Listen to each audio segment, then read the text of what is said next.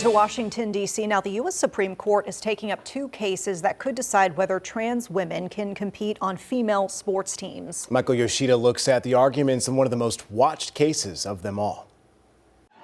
Our nation's highest court hearing arguments on transgender athlete participation bans. The issue before the Supreme Court after a college student in Idaho and a high schooler in West Virginia challenged laws in their states that restricted transgender students from playing on sports teams that are consistent with their gender identities. So how do you square our various case law, all of whom involved a subclass of people who challenged on equal protection grounds their exclusion from a definition?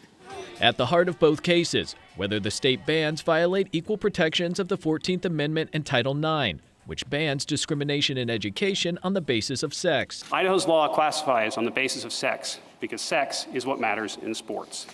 It correlates strongly with countless athletic advantages. If women don't have their own competitions, they won't be able to compete.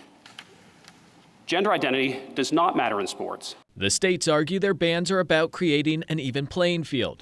The challengers say they're being discriminated towards on the basis of sex and transgender status. By categorically excluding all students with the biological sex of male from women's teams. Sex classifications like that are closely scrutinized under the Equal Protection Clause to ensure they rest on evidence, not supposition. Across the country, 27 states have enacted restrictions on transgender students' participation in sports. A ruling from the Supreme Court on the Idaho and West Virginia laws is expected by the end of June.